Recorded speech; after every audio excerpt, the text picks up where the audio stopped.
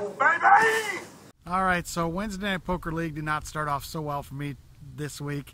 I went out relatively early, lost in my last man. Only Dane was there, so no Matt, no Steve this week. So I was playing in the cash game when we eventually got it started, and wasn't doing so good.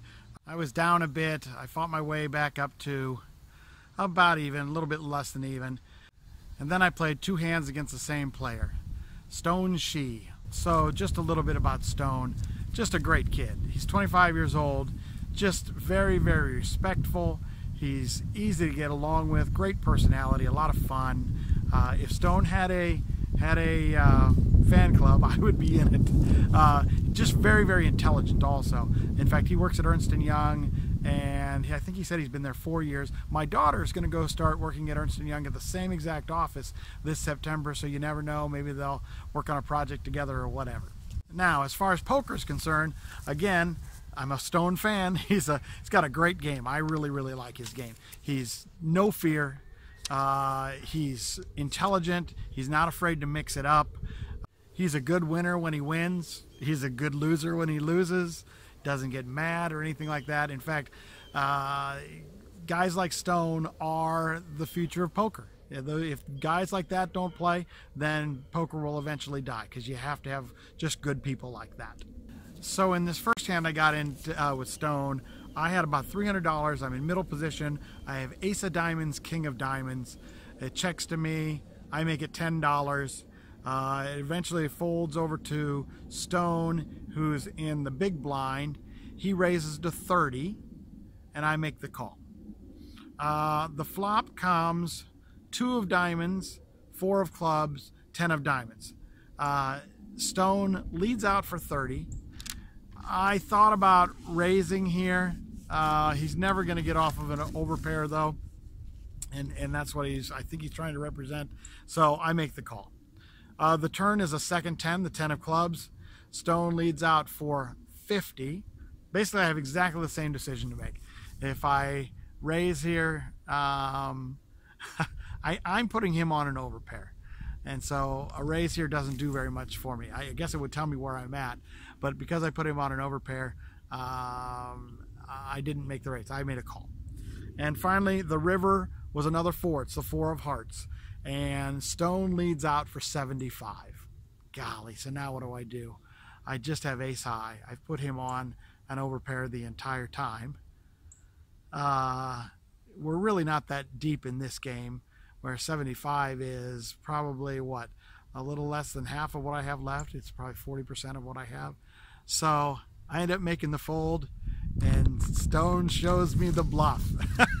King Jack, and he took my money. He 3-barrel bluffed. Good for him. Again, I love his game. I like that he can do that. Not very many people can 3-barrel bluff. So nice job, Stone. But you know, old guys sometimes get the revenge. So a little later, I played a hand against Stone. Again, I had just about 300, and I have pocket 2s. I'm under the gun +1.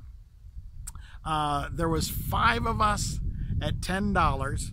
So the flop has $50 in it, maybe a little bit more with the blinds. And the flop comes King, 10, deuce. I actually led for $35. And everybody folded except for Stone. Stone made the call. The turn then has $120 in it and is a second king. I check. I know Stone is aggressive. If I check here, I know he's going to bet. So I am trying to trap. So Stone does bet 50. I raise it to 150. And he thinks about it for a few minutes and makes the call. Now, Stone knows very well that I'm absolutely capable of the bluff also. And because he bluffed me previously, he may have been thinking, okay, Mr. Bill, he may try to do something funny here. So anyway, he made the call. The river then is a 3. There's 420 in the pot, I believe. And river is a 3. I bet 150. Stone thinks about it, and he says, man, the only thing I'm really beat by is King 10. And he asked me, do you have a full house? And I said, yes, I do. And then he didn't believe me, and he made the call. So I turned over my full house with twos over kings, and he mocked, and of course, again, very respectful, said good bet, good hand. So anyhow, we're 1-1 against each other this week, and it's all fun. So the last hand from Wednesday Night Poker is against longtime nemesis Ed Garza. He has been on other vlogs. In fact, when we were playing the Holdem game, Ed said he should get royalties for my poker vlog because he's on it all the time. Now, I don't really think that's necessarily true. He may be in the background. I've only done one hand, I think, that Ed was in, and I will say Ed has been kicking butt lately. He has, every single week he wins. He's really improved his game. A few years ago, not the best of players, and he has really gotten. And now he's a good player. Gosh, the guys on Wednesday Night Poker are going to look at this and say, "Have I lost my mind?" So we play 1-2 with 1 to 2 hands of dealer's choice. They have to be an approved game per round. So Ed happened to be on the button, and his game, which is an approved game, was Crazy Pineapple. So if you don't know how to play, real quickly, Crazy Pineapple is you get 3 cards before the flop, you bet just like Holdem, you see the flop, and then after the flop, you must discard 1 card, and then you play it just like Holdem after that. So I have absolutely one of the best hands you could ever have pre-flop for Crazy Pineapple. I have Ace of Diamonds, King of Diamonds, King of Clubs, pocket kings with Ace, King of Diamonds, Ace blocker if diamonds come, if a straight comes. So I have a fantastic hand. So there are 3 limpers to me. I'm in the hijack. I raise it to 17. Ed is on the button. He calls. One of the other limpers calls. So there's 3 of us to the flop. So there's $60 in the flop, and the flop is Ace of Spades, King of Clubs, 9 of Diamonds. The limper checks to me. I make it 25, and Ed makes the call, and the other guy folds. So if the turn has 110 in the pot, and it's the 9 of clubs, I bet 25. Ed then raises me to 75. So now I'm hemming and hawing, trying to think, all right, how much do I want to do here? I want to raise, or do I want to just smooth call it? And I think a raise is the best decision here, but I do a min raise. So I make it 125, and Ed calls. The river, there's 360 in the pot, and the river is a third 9, the 9 of hearts. A little concerning. Eddie could have a 9. I bet 100. And Ed pretty much calls very quickly. He has a full house 9s over aces, and I end up having a full house kings over 9s, so I won a nice pot. For the end of the night, that's the first time Ed did not go away a winner in probably 8 weeks. He, like I said, he's been killing it. So I got you, Eddie, on one hand anyways. You've gotten me a lot recently. So when all was said and done on Wednesday Night Poker, I was in for 400 in the cash game, cashed out for 1,080, which is pretty good in a 1-2 game that only lasts for 2.5 hours. I lost a little bit in the tournament, but all in all, it was a good night. Went away with as probably the big winner on the night. Okay, so it went up to WinStar. It was good and bad. I started off really, really well. I got on a table that was really tight. Not a very good game, but I got lucky. I got aces versus kings and won a whole stack. Ended up going away plus $600. I didn't stay very long. I met somebody to go get an ice cream cone and do some stuff like that. So I came back a little bit later. I did really well for a while, and then had 2 big hands. We ended up losing my whole stack. You'll see here in a minute. Still ended up going away plus $100. So it was okay. I'm playing a lot better though, and you'll see that in some of these hands. So in this second session, I had folded my first 8 hands. In the middle position, I had $495. I got 7 of hearts, 8 of clubs. There was 6 limpers at $5, so there's 30 in the pot. And the flop came King of Hearts, 9 of clubs, 6 of spades. The under the gun bet 10. The under the gun plus 1 called. I'm open-ended, so I raised to 40, and they all folded to me. I like it because it was an aggressive start, and I'd been playing indecisive, not aggressive. Nice aggressive start. So I lost a pretty good hand to crazy TJ, who you'll meet here in a minute. So I was back down to about 400. We were 6-handed, and I was on the button with King of Diamonds, 7 of Diamonds. I made it $15, and only the big blind called. So the flop had $30 in it, and the flop came Ace of Diamonds, Queen of Diamonds, 7 of Clubs. He checked, I bet 15, and he made the call. The turn with $60 in it was the 3 of Diamonds, giving me the nut flush. He checked, I bet 30, and he made the call. So the river has 120, and the river pairs the board with the Queen of Clubs. He checks, I bet 60. He raised to 160, and I pretty much made a snap call. I didn't believe that he had a full house, and he didn't. He showed a diamond flush also. He had an 8 high. He had 8-5 of diamonds for a flush, and I won a good pot. Now that hand is really important to me because of either 1 or 2 vlogs ago, I asked about playing the nut flush on a paired board, and pretty much everybody said you have got to go for value there and not be worried about them coming over the top or whatever. So you can actually teach an old guy new tricks. See that? So I did exactly what you guys had suggested. I even made the call when he raised, and I won a nice pot. So that's why I was talking about playing better. There's another couple of hands here that I played better, so I'm pretty happy about that. So the next hand is played against crazy old TJ. TJ is a nut. I've played with him before. He's pretty well known up at WinStar. The guy's just crazy. He's just very, very personable, and the guy bets on every single card. and he likes to overbet too, so he's really tough to play against. So I'm under the gun, $550 with King of Clubs, Queen of Spades. I make it 20. There's a middle position player that calls, and old crazy TJ in the hijack calls. So the flop has $60 in it, and the flop comes Queen of Clubs, 5 of Diamonds, 9 of Clubs. I bet 35. Middle position folds, and TJ makes the call. So at the turn, there's $130, and it is the 7 of Clubs.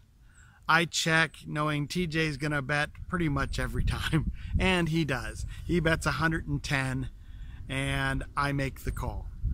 The river with $350 in it is the 5 of Clubs, putting a 4th club on the board. Of course, I have the King of Clubs, and I check, and TJ checks, and I show the King of Clubs, and he mucks. The way TJ bets, man, he could have put a lot of pressure on if he made a big bet right there, because he would absolutely do the same thing if he had the Ace of Clubs. So I'm glad he checked, because I didn't want to be put to that decision. I don't think there's any way I could have ever folded, but you never know. So the next hand, I now have $700. I'm on the button. Ace of Hearts, 8 of Spades. There was 6 limpers at $5. The flop has $30 in it, and it comes Ace of Clubs, 10 of Diamonds, 7 of Spades. Checks around to the cutoff, who bets 10. I raise it to 25. Everybody folds except for the cutoff, who makes the call. The turn has $80 in it. Beautiful card. It's the 8 of Diamonds, giving me 2 pair. He checks. I bet 60, and he makes the call. The river now has 200 in it. It's the 4 of Diamonds, putting a 3rd diamond on board. He checks. I decided I'm going to go ahead and bet for thin, with a little bit of thin value here. Bet 100, and he makes the call. I show my Ace 8, and he mucks. He was sitting right next to me. He told me later that he had Ace 7, and he had flopped 2 pair. So I'm moving up. Now I have $900. I'm in the cutoff. I have the Ace of Spades, Jack of Clubs. It checks around to me, and I bet 15. And old crazy TJ in the big blind makes the call. So the flop has 30, and the flop comes Jack of Spades, 10 of Diamonds, 4 of Hearts. Now TJ had checked in the dark, which he's prone to do. I made it 15, and he makes the call. So the turn has $60, is the Ace of Hearts. TJ had checked in the dark again, made a mistake this time, didn't get full value, and I checked. The river then has 60 on it. Is the jack of diamonds giving me a full house. TJ checks. I bet 45. And TJ says, all right, I'm going to give you a donation. And he makes the call. He turns over an ace. And of course I did say, yeah, that's a donation because I have a full house. Mad at myself because I could have gotten more value on the turn betting an ace. Obviously, if TJ had the ace, which he did, he is not going away. So a little disappointed. I probably lost maybe $100 in value on that one. So I'm feeling good. I've got a lot of money. I had another, well, I lost a little bit, so I was down to 800, but I was up, and I was up previously, and it's like 2:30 in the morning, and but I didn't leave, and I should have.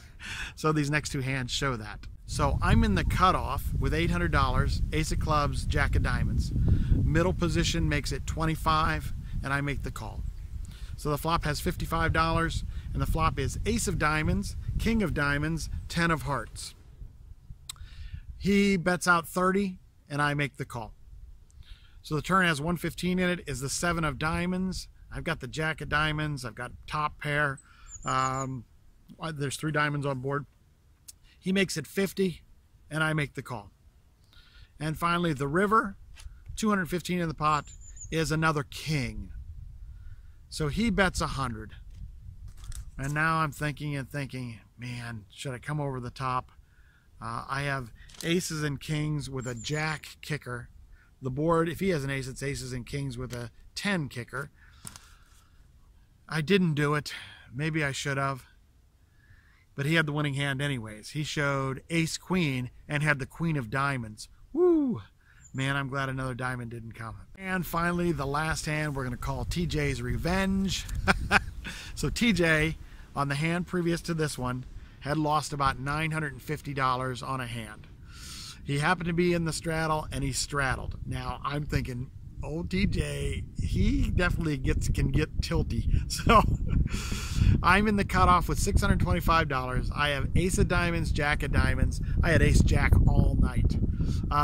There was 4 limpers, including myself, for 10, because I know TJ is going to raise, and he did. So he's in the under the gun, and he makes it 35 on his straddle, and everybody calls. So there's 170 in the pot, and the flop comes jack of clubs, 10 of spades, 4 of hearts. TJ immediately leads out for 100. Folds to me. I raise to 230. Everybody behind me folds, and TJ makes the call. I have 365 left, which is just about perfect for a shove. The turn, there's 630 in the pot, is the 2 of clubs. TJ checks to me. I go all in for the 365, and he absolutely beats me into the pot with a snap call. Uh-oh, I know I'm in trouble now. Now, the river I thought might have been a good card. The river was the 4 of spades. So now I have 2 pair with an ace kicker. But TJ, for the second time, turns over pocket kings against me, and he took down my whole stack this time. Previously, he would have won about $120 on a hand I didn't do on the vlog. So TJ got his revenge. TJ wasn't tilting, even though he could have been. So nice hand, TJ. Ugh. So I had a pretty good week, and I've been playing better. I've won 6 out of my last 7 sessions, so that's good. I'm getting closer to where I want to be. I do have to worry a little bit about burnout. I've been really tired lately. I haven't been quite as excited to go up and play, so I think being tired and having a little burnout hurts. I think I need to mix it up a little bit more, play some tournaments, do something different, because it all seems the same right now. But I entitled it I'm Back because I'm playing much better. I've won 6 out of last sessions, and I can see the corner being turned, and I think I'm going to start really doing well. So I want to just say thanks to everybody for watching, contributing. I get lots of comments. I've gotten some emails, and I really appreciate it. So I will see you guys all next time. Bye.